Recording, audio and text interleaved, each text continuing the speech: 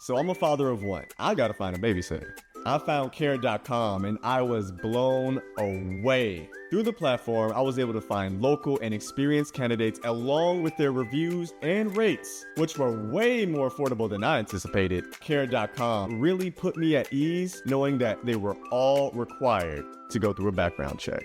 If you're like me and you need to find someone reliable for your childcare necessities, check out Care.com. Find the ideal sitters for your childcare needs.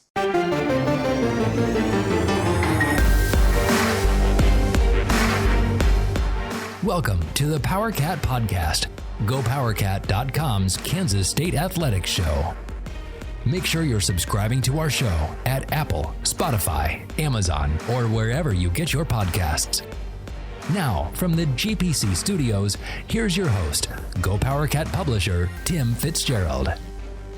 It is the PowerCat Questions Podcast, a little bit earlier than normal in the week because I'm leaving town, so we needed to record this. I am Tim Fitzgerald here in the GPC studios with Zach Carlson, Cole Carmody, and Ryan Gilbert, and two, as of now, sleeping dogs. We're sponsored by The Fridge. Make sure you stop into The Fridge whenever you are in town. The Fridge Wholesale Liquor has been a longtime supporter of this podcast, and we thank Kevin and everyone at The Fridge for their ongoing support. A couple house tending items here. Is that what I'm trying to do? Tend to the house. Housekeeping? That's not, I don't want to say housekeeping. It sounds like it's sloppy. Like, I just wanted to tend to a few things, Zach. Knock, knock, housekeeping. Okay. There will be a second podcast this week. I am recording after this with Ryan Wallace and Kevin Flaherty of 24/7 Sports, a recruiting podcast to discuss the year in recruiting in Kansas high school football. So look for that later this week at the PowerCat Podcast, GoPowerCat.com, and probably will be used at that other in-state 24/7 Sports site. I don't know. Man, I don't know what Michael Swain's going to do. How could he not use it? It's going to be so good, Zach. Because he wasn't on it, and he's sad that he was excluded. I know this. Those two guys I'm talking to and Michael Swain from the KU site will be going down to Wichita later this spring, summer to videotape and talk to a bunch of players. What a year in Kansas high school football recruiting, but look for that on a recruiting edition of the PowerCat Podcast later this week. And in between these two podcasts, I will be going to Vegas to cover the NFL draft. No, I'm not. I'll just be there during the NFL draft. And I won't be covering when a K-State player is picked in the 6th round. You won't? No, that'll be on Saturday, right? That'll be 6th round. Be on Saturday, probably later in the day, right? Right. Well, actually, it doesn't matter what time of day I'll probably be drunk. Are you going to steal Mike Tyson's Tiger? I would love to see Mike Tyson. I hope he's not on my flight. Just hope he's not. That guy had it coming. Did you see the video of that? The guy just chirping at Mike Tyson through a whole flight until the champ got up and just pummeled him. Did he get charged? I hope not. I don't think so. I'm sorry. But when you're in a confined space and you literally can't leave, I think there should be a little latitude for beating the crap out of someone who is intentionally pestering you. It's not like he was just a loud guy or like those people that started singing. Don't just say it. A Christian music group that started singing on a flight. I don't care what kind of music it is. You get up and start singing on my flight, I'm not going to be happy. When you're in a confined space, you should be... What if it's Lady Gaga singing jazz? Oh, I'd pay big money for that flight. You would pay big money for that flight. Zach my wife's not listening. That's okay. Also, just one thing. Go State Kate. Your question is not on the podcast, obviously, but we're acknowledging it. Yeah. I don't know. We got you. I don't know what that means. Don't worry about it. Okay. That's what you tell the host. It's your questions from Wabash Station. Cole Carmody has the helm. Cole, take it away. First question comes from Call Me T22, a new member, so welcome to the site. Thank you. It's about time you subscribed. Yes, I am talking to this person directly. So It's not like I've been trying to tell this person to subscribe for about 4 years, and they finally did it. So thank you for your business. Is this a human or like a Labrador Retriever? This is a human. Okay. Is it a cat? It's a cat? Like some cats think they're human. I don't know. He just might. I don't know if he comes on our podcast, he might have to drop a little meow, and he might be. We might find out. So. Oh, that was the other thing. The overtime will be back next week. Okay, what's the question? The first question is, what the heck is going on? That's a question? That's the question. That's his one question. That's how you use your question. You show up at my website, and I give you an opportunity to ask one stinking question. What was the question again? What the heck is going on? Oh, not much. How are you? I don't I want to know what he thought about. Like, what's the point? When was it posted? I don't remember. Was it probably about Nigel Pack? Probably. We could go back and look. There's no context. We get to make up the context. What's going on? Is there someone make up some context? Give me something more here. I'm got. We can move on. No functional brain here today. Welcome to the site, but be specific next time, bud. Yeah, the questions need to get a little bit better, especially from him. My God, it's a friend of yours, right? It is. Oh my God. Okay, let's move on. Next question comes from a very relevant. Hold on, I can't move on. That question stunk. I think you should blame Zach for putting it in here. He was new. So if you're new, you get chosen no matter what? It was a bad question. He needed to be put on blast. Welcome to the neighborhood, butthead. Okay, let's move on now. The next user is very relevant to his question. Okay. So, I mean, I think you can see where we're going with this. Florida Cat Fan 90 wants to know, I believe Nigel Pack took the money more than being able to play point guard because he knows his chance of making the NBA is small. Thoughts? Probably right. Probably right. I saw the post on the message board today, and I just am blown away by this, and because it's accurate, and I had forgotten these details. Lon Kruger left Kansas State in the early 1990s to go to Florida, and his pay raise as a head coach lifted him from $80,000 a year to $110,000 a year. 30 years later, we have a player getting paid $400,000 a year to play college basketball. Inflation. It's incredible. I don't blame Nigel one bit. People, if this is the system that we're under, good for you, Nigel Pack. But I do agree with everyone saying it's not sustainable. This is not sustainable. I mean, you're going to be able to do it for a few kids, but what is going to happen? I mentioned this on Daily Delivery. What's going to happen in that locker room? You're a returner from an Elite Eight team, and this kid walks in from Kansas State getting paid $400,000 a year, and you're getting crap? That can't work. That can't foster a winning environment. Especially when they get him in practice and they see he's a one-trick pony. It's a really good trick. He can shoot the ball from anywhere outside the arc, but he's not real good off the bounce. He's not a great defender. Wow, I'm astonished by it. I am, but that's how things are going to work, and hopefully K-State has the donors dialed in to play the game as long as the game needs to be played. To counter your argument, I wonder how much his teammates actually are tuned in to how much he's making. Because if Nigel's smart, he's not going to talk about how much he's making. That he made. Everybody saw the tweet, though. Yeah. People saw the tweet, but how much do his teammates pay attention or care? But also from a They definitely. Okay, they care, but if you look at if you're talking about the disparity between pay, it's probably assumable that these players are making something, right? They're probably not making zero. Maybe a walk-on's making zero, but I don't think there's many people, especially at Miami, if this is the case that Nigel Pack's able to get $400,000 a year for 2 years, that these guys aren't making zero. But they're not making six figures. You want to talk about pay disparity, percentage-wise, MLB, there's dudes on minimum salaries. Yes, they're professional athletes, but when you're sharing a locker room with Mike Trout, who's making, 30 or 60 times more than you're making that season, I don't think that it's as big of a deal as long as you're making yours. I just think it is different because that is professional. This is college, and this is the wild, wild west of what we're dealing with right now.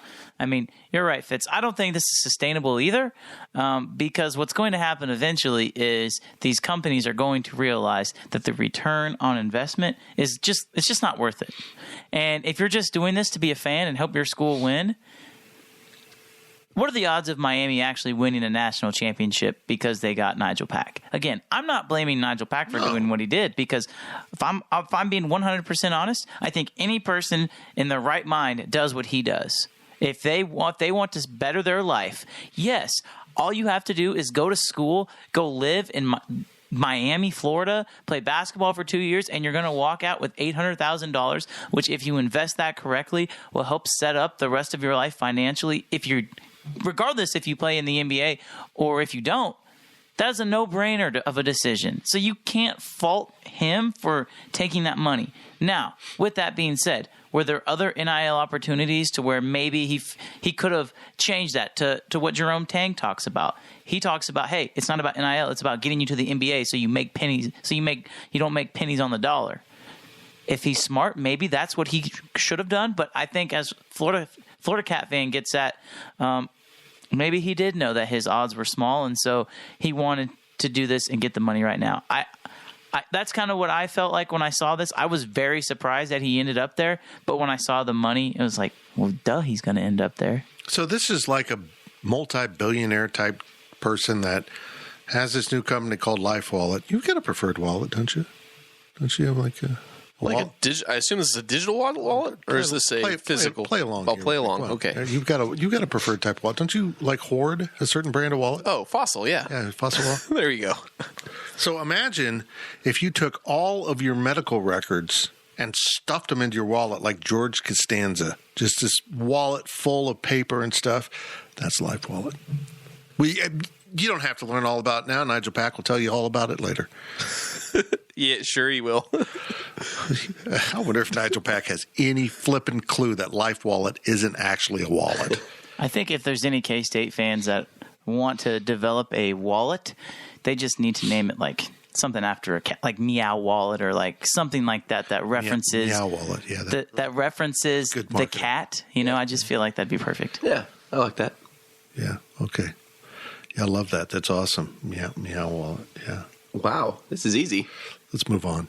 Are you over there still reading questions? Or are you texting girls now? Sorry. Or He's guys. he's not even texting. He's not even texting anybody. He's in his notes app.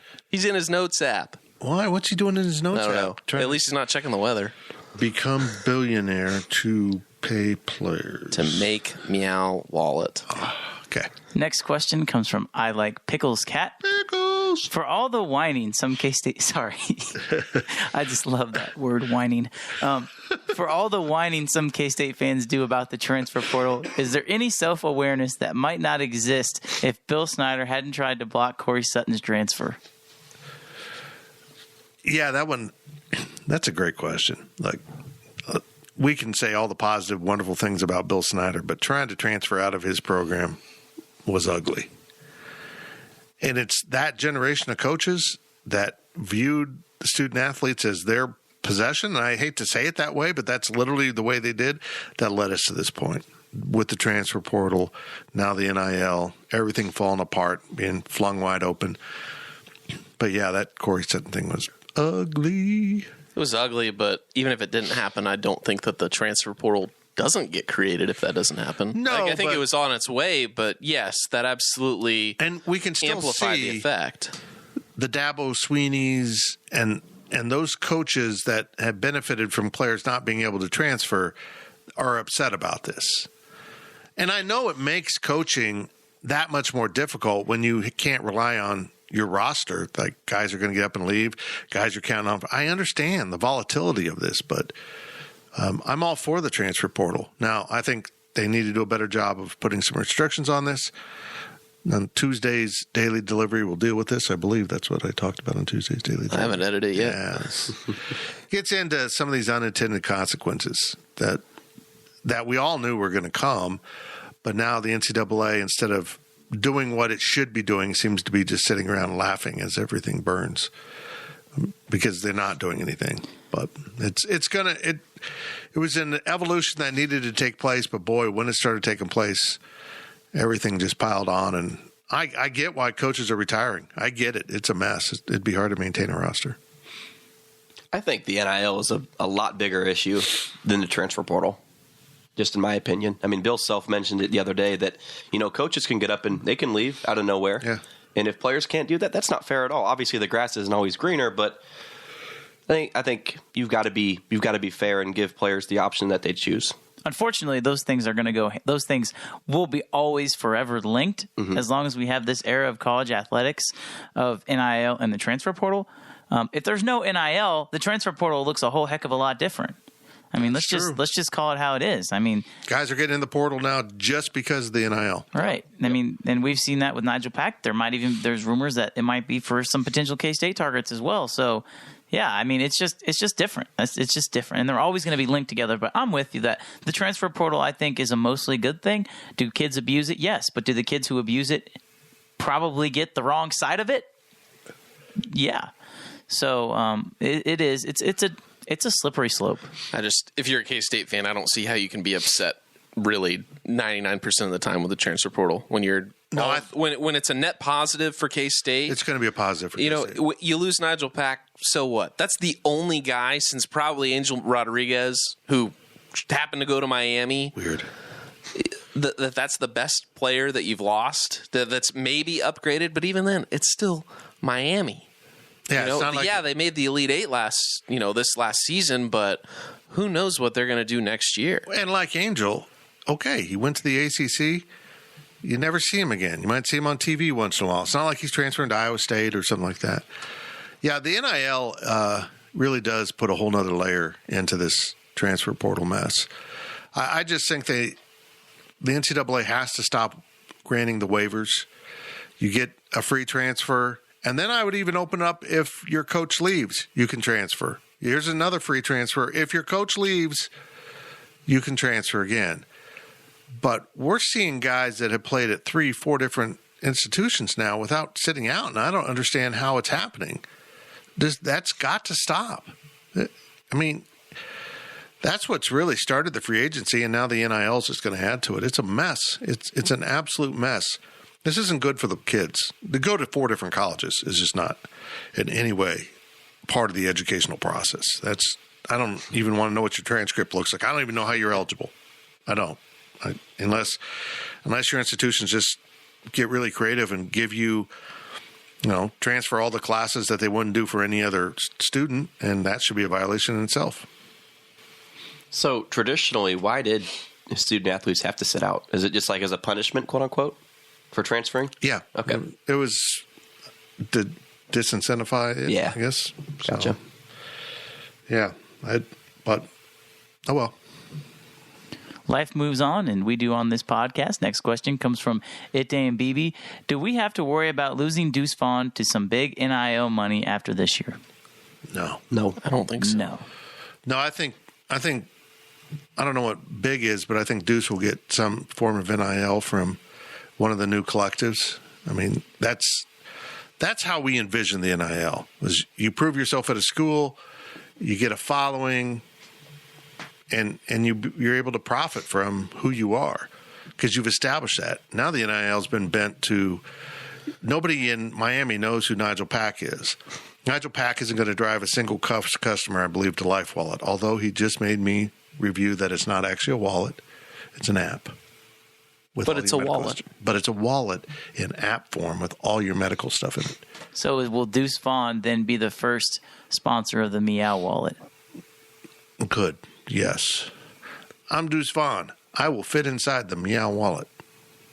That's horrible. I like it. That's just the worst endorsement ever. Isn't Deuce Vaughn already getting some NIL money from a sponsor that I don't know if we can name, but I'm pretty sure they were a sponsor on one of the podcasts during football season? I have no clue. I just know he's done actual social media deals, though. I'm pretty sure it was like a car dealership. DirecTV Sunday Ticket. Oh, yeah.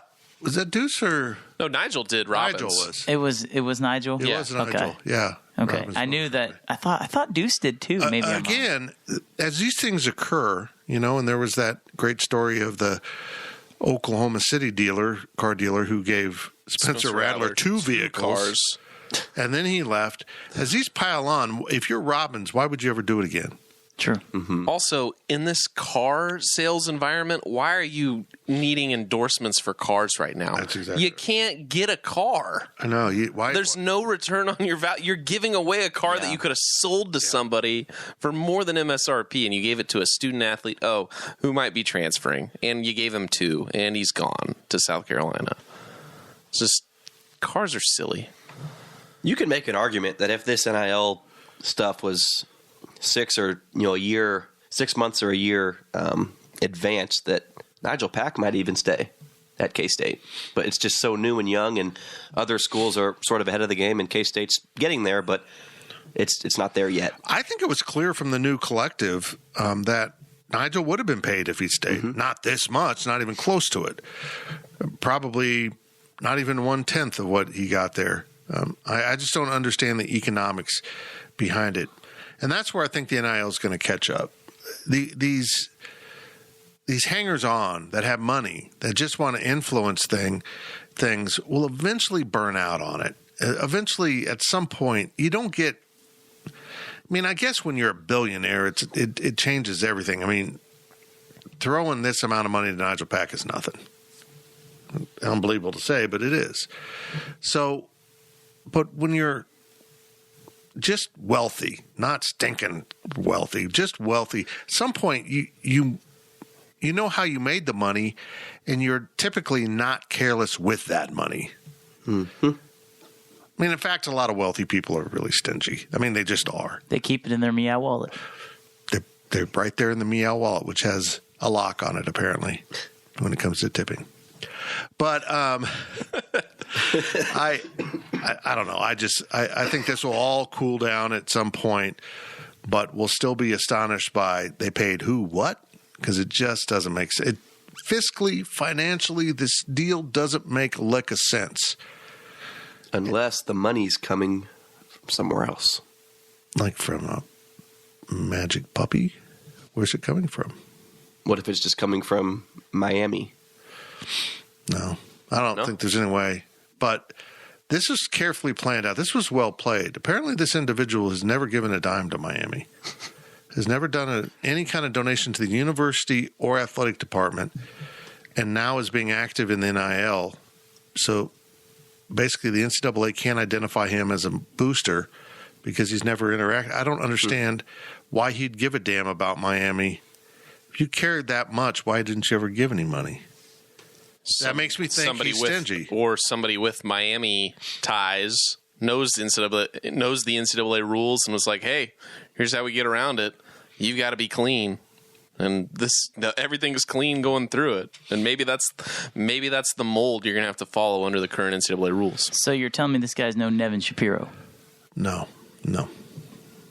Who's Nevin Shapiro? Is that the Adidas guy?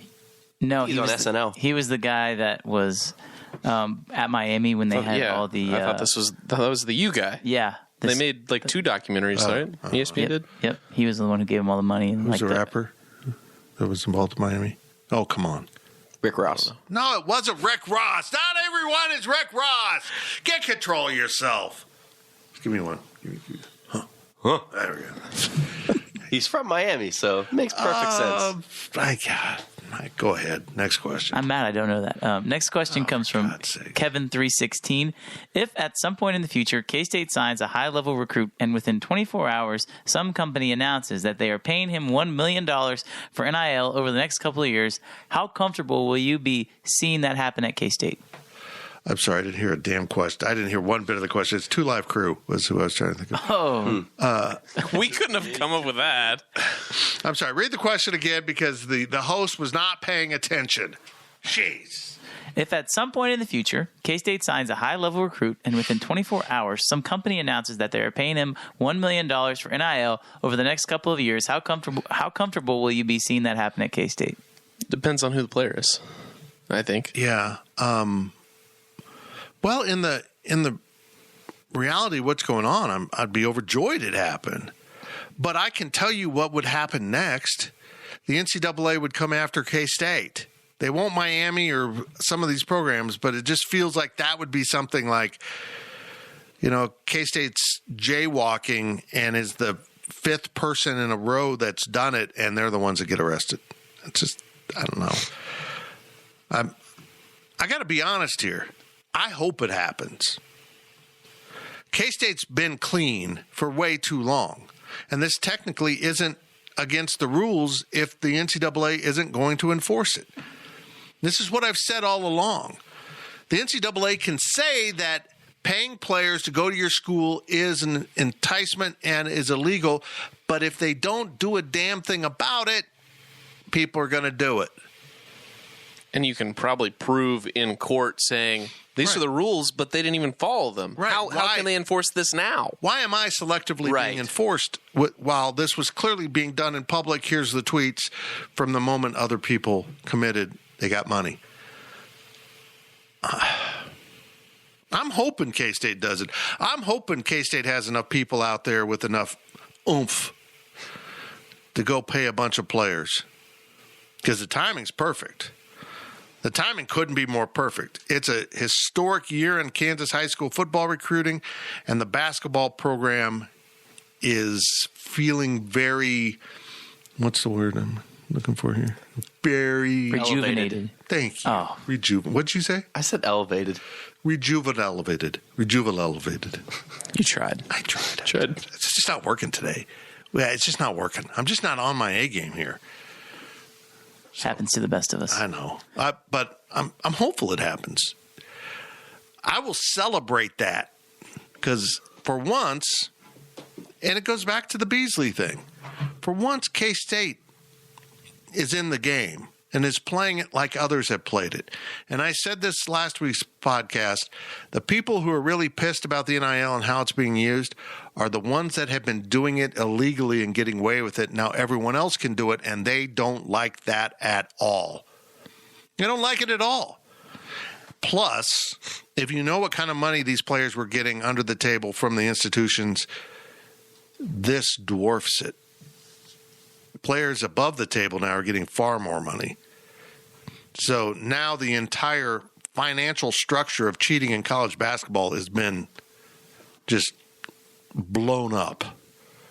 So have fun, guys. Have fun trying to keep up. Last question of the first half comes from Eric Schneid. If you could choose an NIL deal for any current/former K-State athlete, what would it be? A toilet sponsorship for Deuce? Terrible. Oh, my God, that's horrible. Terrible.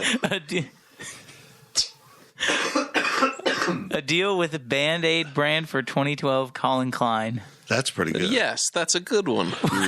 I think spray and wash for Colin Klein. Manscaped for Jacob Pullen. If you need to trim your beard or other things. I'd go like strawberries for Barry Brown and Bruce always yelling his name.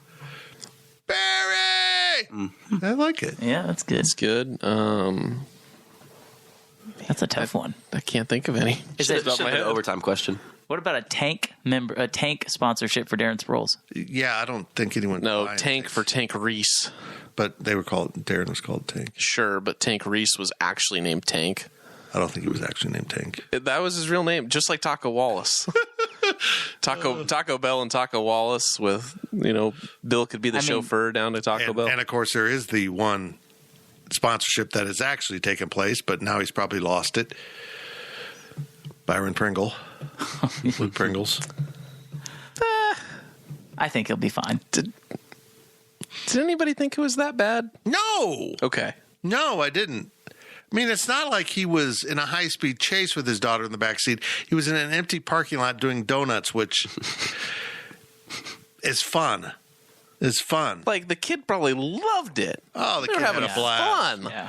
And that's probably all Byron said is, we're having fun. There's nothing. No one's getting hurt here. The only crime Byron did was had a suspended license, and I don't know why his license was suspended, but hey, that's how you get pinged. Speeding, probably. Well, now maybe he can get some endorsements from like a donut company. Is the answer to this question too obvious to say Tang and Tang? Yeah, that's true too. It does say athlete, not coach. Oh.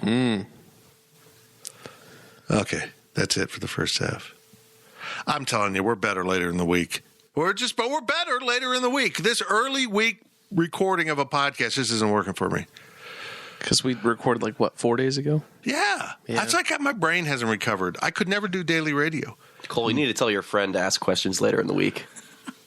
It's all his fault. Let's go back to the first question. What was the first question again? What the heck is going on? Not a damn thing. We'll be right back on the Power Cat podcast. We're going to put a little more effort into the second half. But I got to tell you, Cole's Friends just set a horrible tone for this podcast, and it's been a crap fest ever since. But other side than that, the fridge is awesome. GoPowerCat.com's Power Cat podcast continues after this short break.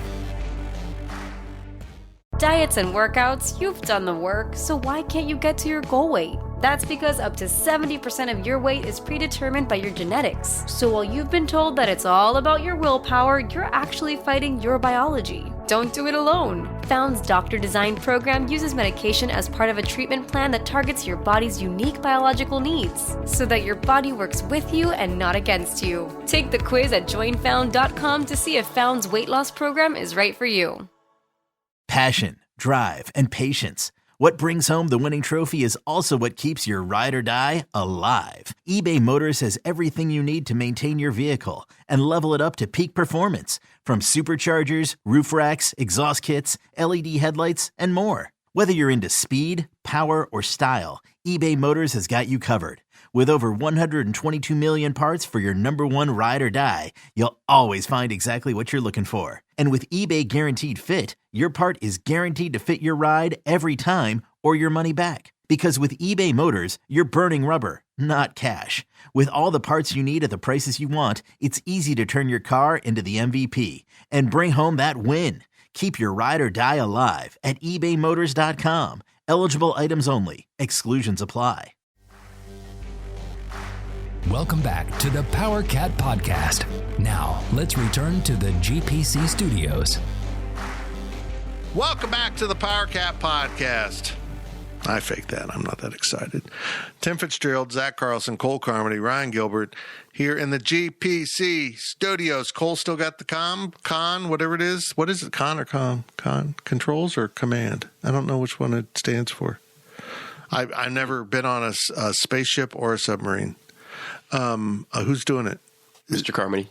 Oh, they're both pointing to each other. It's like a crime was committed, and they're passing it off here. Cole's going to stay in charge of this just because he did such a good job. He sucked. Let's be honest. His friends totally suck. sucked. His friends suck. There's a difference. Cole, it really wasn't bad answers. It was bad asking. I didn't feel inspired to answer the questions very well because of Cole's uninspired asking. You didn't even listen to one of his questions. What? Okay. But make sure, get inspired and go to the fridge and buy lots of beer. Do you think you can use the Meow Wallet of the fridge? No, the Meow Wallet doesn't. No. I don't even know what the Meow Wallet does. I have no idea. I don't understand the Meow Wallet. It gives you $800,000. Okay, here's your questions from Wabash Station from Meow Wallet creator Cole Carmody. The first question comes from Rob Deerhack. Sorry, I just had a deposit into my Meow Wallet.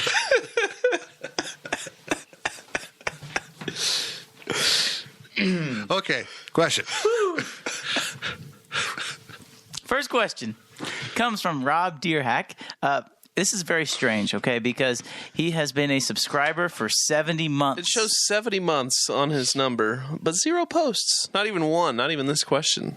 There's a bug somewhere. Oh, I don't think so. I think he's been with us since before we were with us. Is that what a 0 means? Yeah, I don't know. That math is hard. I don't get it.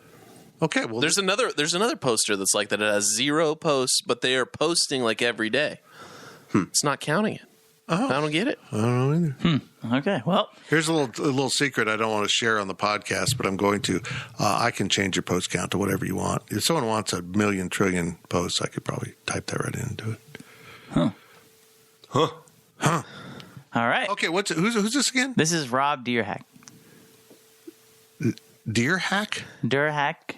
Dirac? Dirac? Derhak. I mean, it looks like a legitimate name.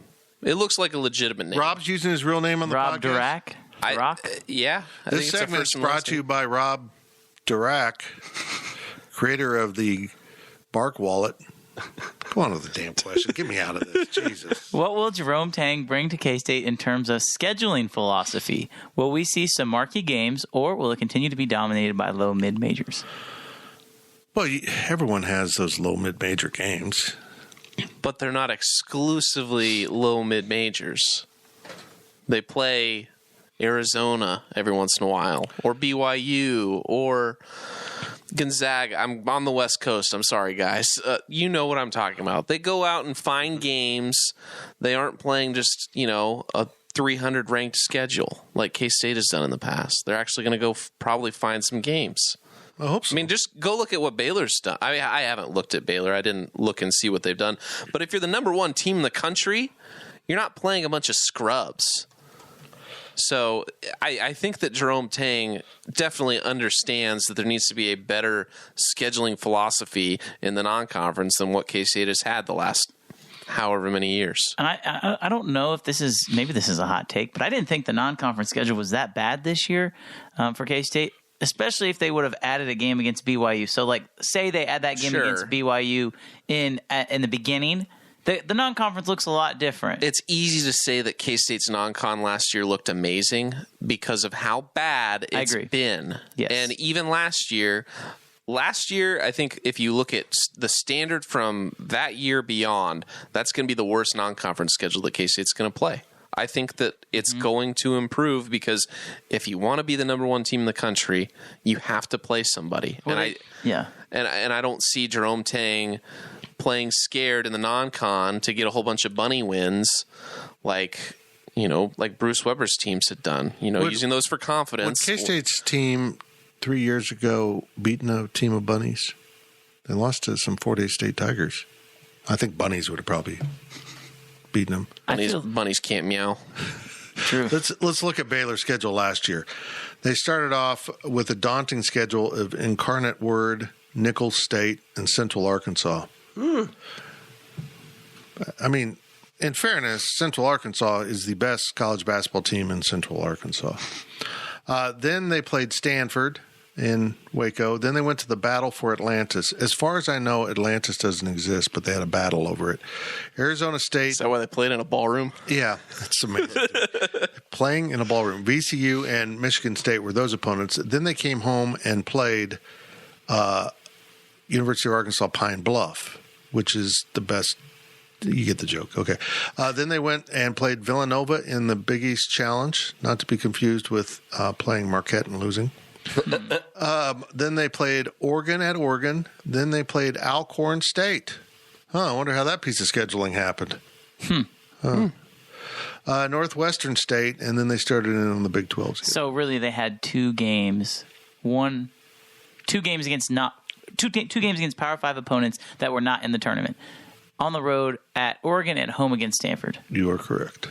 I feel like you need to have at minimum that for K-State, but bring in an SMU, bring in a Cincinnati, a Tulsa, right? These teams that are in the group of six, like we saw with Marquette. But you've got to have some of those teams scheduled because, those will help you get prepared for Big 12 play. You can't just go and play. If you're Baylor, you're going to be solid, and you're going to have a really good group. You can get away with playing that and trying to develop depth. But if you're K-State, I feel like you have to test your team because as a first-year coach with a brand-new team, what good does beating the Alcorn States of the world do? I don't think it does you any good. That's what happened with Iowa State. They started off undefeated, and then they ended up, however they finished, 7th in the conference. Now, granted, they made the Sweet 16, so that's all people are going to remember. But, they were on the verge of not even making the NCAA tournament at one point last year. I'll give credit where credit's due. K-State isn't scared to play Wichita State anymore. No. And that helps K-State's schedule and strength of schedule tremendously. You're building in Wichita State and Missouri into your schedule for next year. So they do have two, Power 6 level. Nebraska, too. Nebraska. For 4 years. Yeah, I love it. They should have more regional games. Here's my thing. This is my ongoing thing about scheduling basketball at Kansas State. And hold on, my wife is calling me. Custom. I am podcasting. Okay, there we go. You got to play some of these warm-up games early in the year. Everyone does it. You need them. I'm not saying K-State's in a position where they can go play at North Carolina early in the year. I mean, Kansas always has that big tip-off game, but when you're at that level, there's nothing to lose. You lose, so what? It doesn't impact you at all. So they need to warm that up, but it's on K-Staters to go to these games. This fan base has a long history of not paying attention to college basketball until the calendar turns and football's over. And that's got to stop. You're going to have to start attending these games if possible. But I also believe this. Once the students leave campus, I'd prefer if K-State didn't play in Manhattan. I'd prefer if they scheduled their road games in. I'd prefer if they went to Kansas City and Wichita every year and played over the holidays instead of coming into Bramlage and playing for a mostly empty arena. Except for the weekends. I think if you're good enough, students will come back for a weekend game. Well, If it's against a good team, Right. you can't bring in, whoever state to play. and I understand when fans get upset when football plays Stanford and Dallas instead of Manhattan. I accept that. But when you have a game against a Power 6 basketball team and the only time it can be scheduled is over the holiday break when there's no students around, for God's sakes, don't play it here. Go play it where the fans are, and that'd be Kansas City mostly. I think K-State should have some type of event every year in Kansas City. Every year. You can still play in Wichita. I don't care. You can play multiple games in Kansas City. If you've got Wichita State scheduled, that's great. Go play them. Go schedule with UMKC and play a series in which two teams come in. UMKC plays the early game, you play the night game, and you change opponents. Every year. You got to expand your reach at some point. And the only reason I bring this up is K-Staters just inconsistently go to the games over the holidays, period. Until you prove that you can come in on Friday or stick around on Sunday, depending on how the game's scheduled in the end of football season, I don't see why you schedule a bunch of games at home in that non-conference. I just don't. And the way you're talking about scheduling, at some point K-State's going to have to do that where they're away for basically a whole season once they finally get Bramlage renovated. It's going to be a huge challenge to have games in that arena if they're truly going to renovate it to what it deserves to be as an arena. I agree. It's going to be fascinating to how they handle it eventually when they basically take their own arena out of commission for a full year. So there's going to be no way to play in it. K-State fans should get ready for the uncomfortable reality of having to go other places. And quite frankly, I don't know what the option is right now where they'd play them. Volleyball center. I'm all for volleyball. If you're going to play Alcorn State and Central Arkansas, just make it a students-only game in the volleyball arena and rock the hell out of it. I'm all in it. I'm all in on that. Mm-hmm. Agreed. And maybe have some public seats. Maybe, I don't know. I mean, my only other option that I've come up with is create the indoor football facility, turn that into a temporary arena, but that throws off using it for football for a while. And Ahern's out of the question, right? Right. Oh yeah. So I think unless you did a really stripped down Ahern and only use. I feel like you'd have to build temporary structures, kind of like volleyball, but I don't even know if you'd be able to use the actual arena. I mean, how cool would that be, though, if when Bramlage does get renovated, you get to play some games at Ahern Fieldhouse? I mean, I'm sure for the nostalgia, that would bring a lot of people in, at least donors and that kind of stuff. But the ongoing problem is it's just not up to code at all. Yeah. So you'd need bathrooms. You'd have to do the KU thing. Unfortunately. You'd have to, the KU thing. For step one, claim you invented basketball. Step two, porta potties at a football facility. Yeah. Porta potties. Porta potties are indoor plumbing in Lawrence. Yeah. Because you're indoors when you. Yeah, I get it. Yeah. Okay. All right. Next question comes from Queso Cat. Discuss the various pros and cons of the known candidates for the Big 12 commish role. Commissioner? Is that what you just? Commish role. Commish role. Commish role. Oh. Well, you okay over there?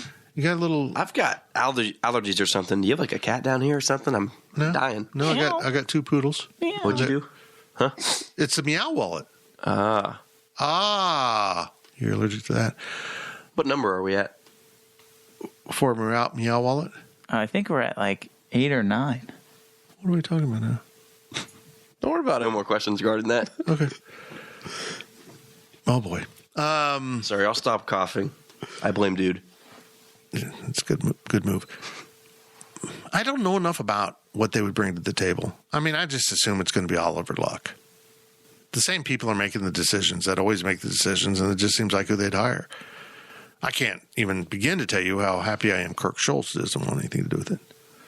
It's funny how once the search firm gets announced that Kirk Schultz is magically out of the consideration. Kirk Schultz has an incredible agent or an incredible How did that contacts ever list. come to pass? Has to be him, right? Has to be him saying that, yeah, I want that job. I think he's trying to get a raise from Washington State. I don't even understand that. It doesn't at make all. any sense. You're a president. He's so influential on the Big 12 and Pac-12. No, okay, whatever. Maybe that just is a symbol of how bad the board has been for the Big 12, that he was the dominant voice. I don't know. But no, I'd love to answer your question. I just don't know enough about the individuals and actually what they bring to the table in terms of new things here for the conference. Do they know about how to negotiate media rights contracts? I don't know. I wish I had some brilliant insight, but we're going to end up with Oliver Luck, and I think it'll be better than Bowlesby, but I don't know if it's the right answer. At least that's what I think. All right, next question comes from Salt Hot Cat. Assess Gene Taylor's 2 hires. Does he have the potential to be remembered as the best athletic director in school history? Well, yeah, I mean, potential. Yeah, we all have potential. I mean, if That's one, kind of if a- one of those two teams either makes a college football playoff or a Final Four, The basketball team makes the college football playoff. That's a freaking great hire. it's a great hire. I think, yeah, if you see success like that, especially if both of them, if each of them make a Final Four, jeez, if each of them make a football college football playoff or a basketball Final Four, there we go. Yeah, I think you're probably up there as far as getting the hire right. I don't even think you need to win a national championship in either sport to necessarily mean that they're, not the best, or that Gene Taylor's not the best in school history, because I think that you could make the argument. I mean, who was the athletic director who hired Bill Snyder? Yep, Steve Miller. It's kind of hard to top that. That one. I mean, that just kind of completely changed the trajectory of the university. So I think it's kind of hard to top the man who, And I believe he also hired Lon Kruger. Yeah. So it's not bad at all. I mean, Sorry, again, I think if you look at it right now, but we're talking about potential. Potential's what incredible. would it take If Jerome Gene Tang Taylor to earn gets his program to a Final Four, and the significance of that for an athletic department who's been there but hasn't been there for 50 plus years, almost 60 years. I still don't think that's as significant as hiring the coach that completely turned around your whole entire university. No, I agree. So I don't know if that's ever going to – and again, I was not obviously alive back then. I was not around that situation. So, I mean, I couldn't tell you, exactly how he performed as an athletic director. But I do know that this is nothing against Gene. How much longer is he going to actually be the athletic director? But he still made the hires, and their success is going to be forever tied to him. However many future athletic directors there are, I think that if you want to talk about the actual act of, Gene Taylor made the decision to hire these guys, I think that until either of them, until Chris Kleiman or Jerome Tang are gone and beyond K-State, I don't think you can really measure until they actually earn, those accolades we talked about, making a college football playoff or a Final Four. And I think we'd all be remiss to not mention Gene Taylor has also done some good things besides hiring, as far as the Shamrock Zone, the new practice facility, the volleyball center that's going up, Toynton, renovating Toynton. It's been amazing. I mean, the facilities have dramatically increased just in the last 5 years. I mean, he picked up the ball and ran with it. I mean, we have to give him credit for that, but I think you also have to give John Curry, if we're going to talk about buildings, you got to give credit to John Curry. Right. But even before that, I mean, my problem with looking at buildings and stuff like that is you've elevated your program to where you should be competitive with everyone else. You know, once you've reached yourself to equal footing, you know, I think it's hard to say, well, look, you know, you hired Bill Snyder and you resurrected the football program. Yeah, that's great, but, you know, you became level with everything else, you know, and everybody else. Same with buildings. You know, you built a giant press box. You built a giant south end zone suites. You redo the north end zone. You have a giant, nice football facility. You're going to redo the basketball arena. Buildings are nice, but when you're upgrading them just to match everybody else, it's hard to praise somebody for that, in my opinion. so it's inevitable. What do you mean? Yeah, if you're a competent AD, the money's going to be there from donors, right? Theoretically. But you had to go find it. Yeah. You got Like I said, competent. you got to build those relationships. But yeah, I mean, But you also have to have a vision, too. John Curry definitely got the way this institution raises money for athletics changed. It's a totally different world. And Gene didn't go backwards with it. He picked it up and ran with it. And at the same time, kind of rebuilding his fundraising operation because it's mostly young guys in there now.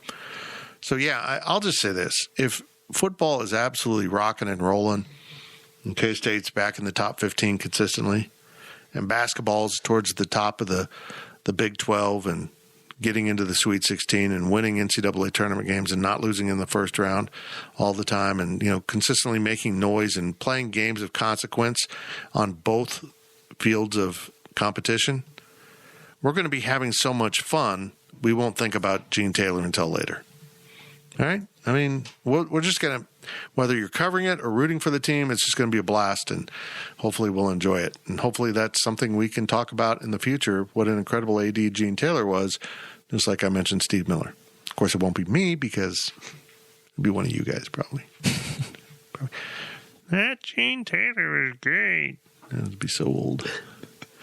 I'd be like 90 recording up at Metalwork. I feel like all of your... I won't say it. Well, all my voices? No, not all your voices. All the viewers are gone. Yeah. I bet Cole's friend's still here. Asking lame-ass questions. What the heck's going on? I haven't seen Fitz do a DD in 20 years. Next question comes from Recyclops. They have been a subscriber for 5 months with 1,350 posts. But as Zach so kindly points out, he does not believe that they have been on the podcast. So I welcome couldn't to tell the you podcast. where those 1,350 posts have come from. It's a name change. Okay. Yeah, it was a name change. Was it a good name that got you changed? recognize it, yeah. Okay, well, we'll keep it Was that secret. Durya? Was that who it Oh, was? is it Durya? Oh. Something like that, yeah. Yeah. Oh, well, welcome, Recyclops. Recycling old names, I guess. I don't know. Man. He wants to know, can the baseball team still realistically make it to the NCAA tournament, or do we need to win the Big 12 tournament? The Big 12 tournament to do so. Tournament. He got me talking like Frank. You got Frank Martin here. Tournament. Oh, I heard tournament like Boston. He's got that, yeah, a little bit a little there. more The Boston. tournament. Little Tournament. Phil Hughes there. Okay, Cole, take it away. Phil You mean, Phil Hughes was a Keith pitcher Hughes? for the Yankees. You mean Who'd I Pete say? Hughes. Phil Hughes. Phil Hughes is an old academic guy. I've done this before. Pete Hughes. It's It's Pete. Phil Hughes is a pitcher Pitcher, from the that's what I Yankees know, yeah. who's really into The Phil opening Hughes I'm cards on thinking YouTube. of was an academic advisor, like before Jill Shields. That's who Jill Shields replaced in that. Go ahead, move on. To answer Jeez, Recyclops, formerly known as Duryaz, I don't know if that's it for sure. Go We'll ahead. have to double check. I don't think so. No, I don't think there's any way that K-State makes the NCAA tournament, which I would just like to say this. If you have been following along, you know we have not been doing as much baseball coverage. Honestly, some of that has to do with performance, and a lot of it has to do with just everything else that's going on in the K-State world right now. But we're still paying attention. Obviously, it's still happening. I don't think there's any way this team makes the postseason, the Final Four, the Get it college right. football playoff. College football playoff. Simply Gonna score a because touchdown. they got off to a dreadful start in Big 12 play. Again, they win at home, which is so important. You've got to protect your own, your home turf. But they can't win on the road, and they can't beat really good teams. Now they took 2 or 3 from Texas, which is good, but they can't beat good. They can't beat good teams on the road, and if you can't beat good teams on the road, you're not going to be very successful. That's any sport, and I don't know how you fix that. I know there was conversation on the boards, goodness, a few weeks ago now, a pretty long thread about that kind of stuff, but it's as someone who has been following them really closely this season, it's very fascinating to see how much different they play on the road than they do at home. At the bottom line, I just think it comes down to talent right now. The talent is just not as good, I think, as maybe we thought it was going to be coming into the season. So I think, it'd be really tough. They have to make the Big 12 tournament first. Not every team makes the Big 12 tournament. I think they'll be okay as far as making Pretty sure the Big they all 12 do tournament. now. There's a playing game. Yeah, there's a There's a playing. Oh, there is a playing. Well, but to actually make the. right. Because don't they do group play? Like once you make it. Well, or is it last year straight- they didn't, and I don't know if that was a COVID they changed thing. the format every 5 years. So- but I'm certain there is now a play-in game There is where a you play play-in game. one game, but it's a one-off game, and then I feel like you're guaranteed to play more after. It was If you lose after that, I think it might be like double elimination. It's double or something. elimination Yeah. bracket, cross bracket. right, but you don't want to play in that playing game. Gilbert, You you gotta- okay? You okay? Win. Did you Yeah, doze off? I knew it was double elimination. Yeah. Okay. Yep. Okay, so that's Double my answer. elimination playoff game bracket, playing game. Yep. My answer is no. Kansas State finally got its revenge on UC Irvine, though. Yeah, take that, anteaters. People got really mad at me. I say people, 2 people did. People's. About mentioning that? Yep. It's an open wound, Cole. A certain former coach sat a certain former star with 2 fouls in a certain first half of the game. Can we talk about how that has never been called out? Because that's not how you do it. It's 3 fouls in the first half. It's never no coach has ever sat a player with 2 fouls and never played them again, other than Bruce Weber. As I was so correctly pointed out, apparently Bill Self did this with David McCormick in the NCAA Final Four game. But as I responded to this person, David McCormick and Barry Brown are a little bit different to their teams. Right. So Bill Self's use of David McCormick was nothing short of brilliant in the tournament. He's beaten up. He's injured. So when they got ahead of teams, he just sat him. And when they went into that frenzy mode, they didn't want him on the floor because they were running up and down. You're allowed to have a foul every 8 minutes. So after the 4-minute mark in the first half, you should be on the floor. I'm fine with sitting somebody with 2 fouls, but at the 4-minute mark, if your star player has 2 fouls, he should be out there. especially if he's not a post player. Yeah. If you're smart, you'll know not to foul, period. Right. Barry was. I think Once in a while you get some bad calls. But yeah, I mean, when you're in that situation, you just can't do that. Not only did it allow UC Irvine to stay in the game and hang around, you just completely iced your star player. And he was never good the rest of the game. Mm-hmm. Was Doug Sermons officiating this game? Maybe that had if he something to- was, it had no impact I'm just on messing with you. K-State's performance. This is not where I thought this question would take us, but I don't remember what the question was. Baseball something. Yeah, we're talking about baseball. From Derya. How the hell? Let's move on. last question of the podcast comes from Cole Cats 3. With all of the construction, Burner. It's Cole's burner. It's No. spelled coal like coals. yeah, Was it K? Yeah, and an H. Not like Santa That's a Claus. pretty good way to hide your identity there, Cole. yeah. Very smart. Yeah, unlike my not burner account. With a mustache. Right. Clearly not me. With all of the construction beginning, says on, I'm assuming it's in Aggieville, beginning in Aggieville and more plans coming through, what do you want Aggieville to look like in 2030 when Rutgers comes to town? Oh my God. Is Rutgers coming to Yes, Manhattan? This is like the More longest important. series scheduled ever. Like, it's been like 10 years since this was scheduled. And what's amazing is K-State hasn't added to it. It's like John Curry scheduled all these games out, and they haven't added to it. It cracks me up. And we all know why John Curry did it. Because Bill Snyder didn't want it. So he did it. And he said, you might hang around till you're 90, so I'm going to schedule all those games too. Anyhow, I don't know. Here's what I've said this about Aggieville in the past. The longtime tenants of Aggieville, and I've long contended we need a parking garage, not where it went, but it's better than nothing. They're afraid that as you raise the amount of parking, you will raise the likelihood of franchises coming to Aggieville. And I saw someone on the board say, that's just something that's going to happen. And I'm sorry, I don't want that to happen.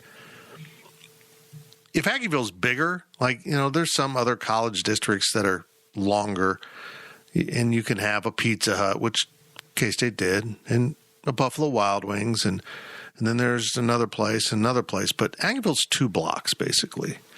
And so anytime you get a franchise in there, it just jumps out at you. It kind of is a sore thumb. Aggieville flourishes because it's filled with young, local, sometimes young entrepreneurs that are willing to, invest their money in the community, create jobs in the community, and return the profits into the community by living here. So I've always said this: if the second there's a Aggieville Applebee's, I'm out. I'm just done with Aggieville. There's no way that'll happen. An Applebee's and the Little Applebee's? Watch. Little Applebee's? Watch. Once they have enough parking, what happens? There's a reason why Buffalo Wild Wings is where it's at. It had a parking lot right across the street. Same thing with Chipotle. Yeah, it had enough. Exactly. Yeah. You've got to have X number of parking spots within so many feet of your door. Every franchise is different for a location to be viable.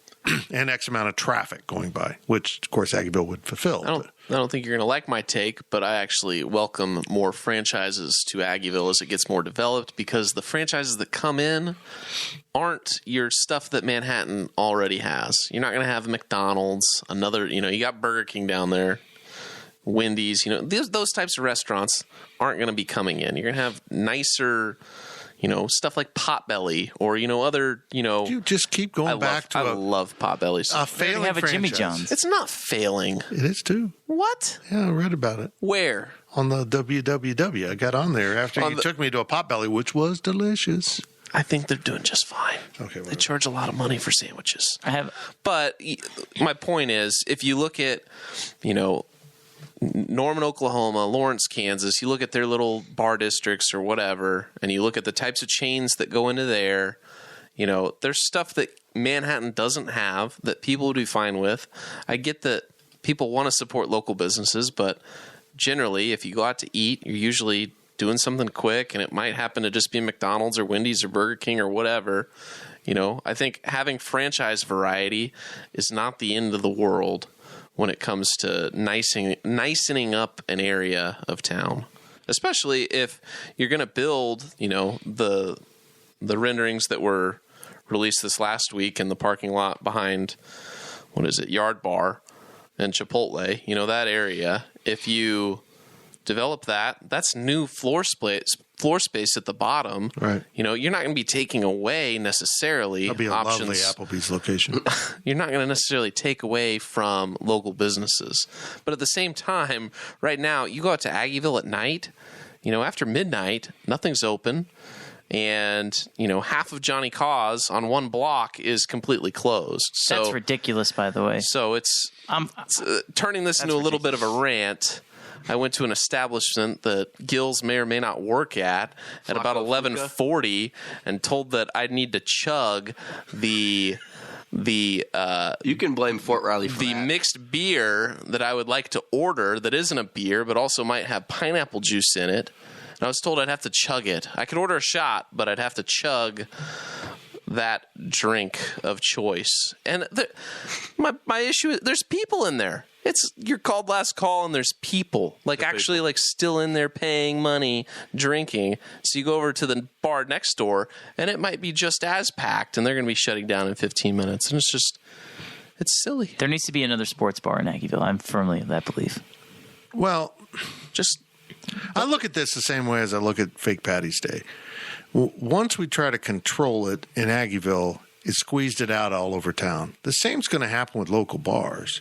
You start choking off Aggieville with a bunch of franchise corporate type restaurants and bars, and you're going to end up with local bars that can no longer afford Aggieville, and they're going to end up spread out all over town. We're going to ruin the very essence of what made Aggieville part of the K-State community.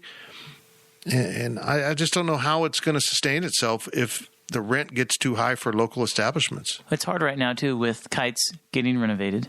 Right. And then you mentioned Johnny Cause being closed.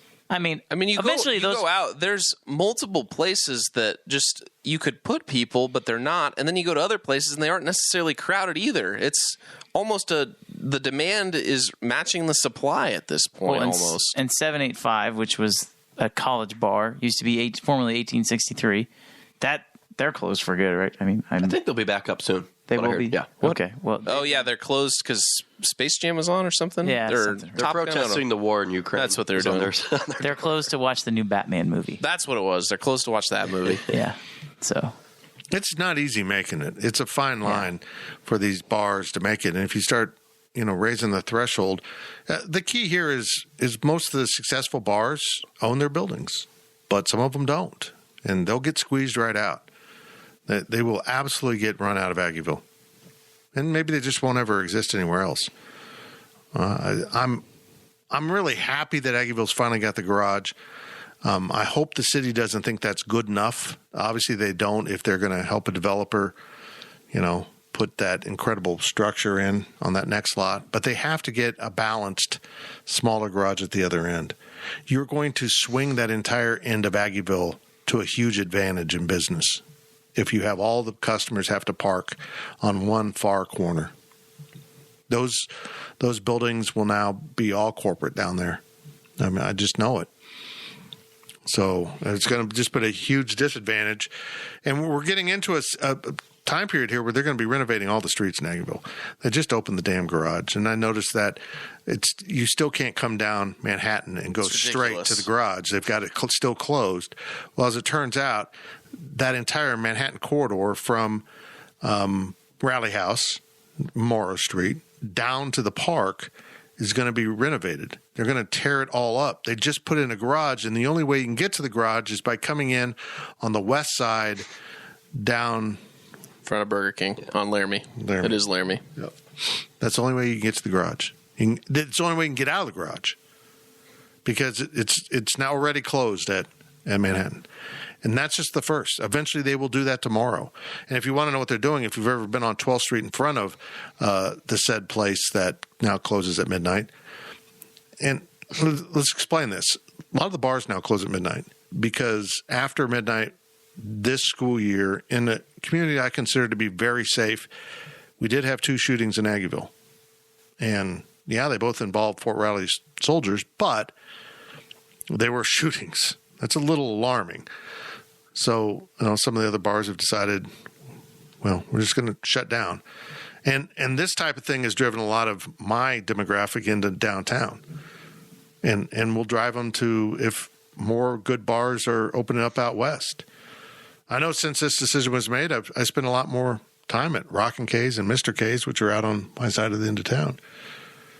So Aggieville's going to go through some big changes. I'm all for it. It has to happen. You have to update. You have to infuse money.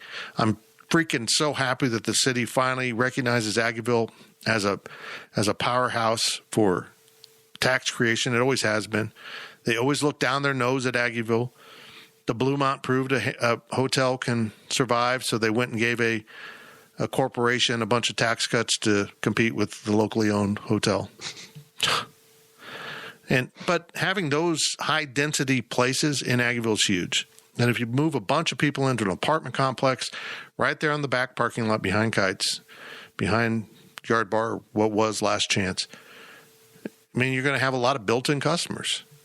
I mean, who's going to live in Aggieville? Right. It's going to be people that want to go to Aggieville. Cole raised his hand for those of you listening and not watching. I mean, Ryan. honestly, why in the world would you ever want to live in Aggieville if you didn't want to enjoy the benefits of Aggieville, which are making bad decisions? So it will help. Those people won't need to park. They're living there. They will have assigned parking in there. It's going to be awesome. But I hope the other garage comes. I hope we end up with Morrow closed to traffic except for emergency vehicle, and it's a walking district. I hope we get to that. But that's going to take a lot more work on part of the city. Here's my bottom line, what pisses me off about the city. Long ago, when they were looking at the convention center and the downtown redevelopment, they did a survey asking people where they would like to see the convention center. And Aggieville was the clear number one. And we're not talking about people in the community, people that run conventions.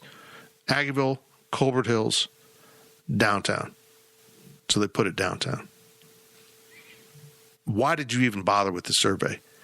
Why'd you waste one dime on the survey finding out that your answer wasn't right, but you made it right anyhow? It's insane. And now they build a garage for the convention center, and I'm not sure more than 5 people at a time have ever parked in that downtown garage. It's the most unusable garage I've ever seen. They put it at the far end of downtown. So there's no way you could park in that garage, or you're going to park in that garage and then walk to Points. You have a better chance of finding a spot on Points or at the mall than you would It's just crazy. in that garage. Why they did that? Maybe it's good for weddings. It's right behind the convention area. Do hotel guests even park in it? No, because you there's got plenty of surfing parking. You got to be it's got to be a game weekend stuff probably to have anyone park in that garage. Fitz, I have a confession. Oh boy, here we go. I've been staring at that cat for the last 45 minutes. Rocky? I keep waiting him to meow. That's Rocky will be the endorser for Meow Wallet. And that is 10. We got it done. We did it. That was Go State Kate's question. We had to sneak in meow 10 times in the podcast, and that was exhausting. I don't know if we snuck it in. So We didn't really sneak it in. We just had to do it without Fitz catching on and calling us out on it. You dirty bastards. You've been plotting against me with some guy named Kate. That's it. I quit. Yeah, less words next time, Kate. 10 was That was hard. Hey, It was so hard. The meow wallet saved us because I don't know where we would have gone without that. It was And we had to only count me, Zach, and Cole, and not Fitz, because Fitz did like 10 of his own meows. Yeah, that was. I made sure that was our rules. That So my meows didn't count? we did not count your meows, only ours.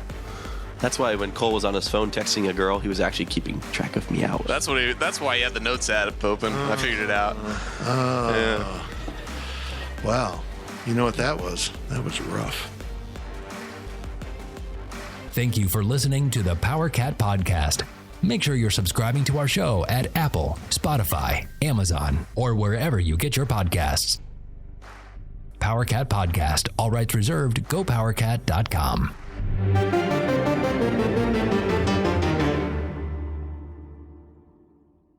With Blue Link Plus, you can access your Hyundai Tucson Limited remotely. Doors unlocked, temperature set, lost car found. There it is. Get complimentary class-leading Blue Link Plus. Call 562-314-4603 for complete details.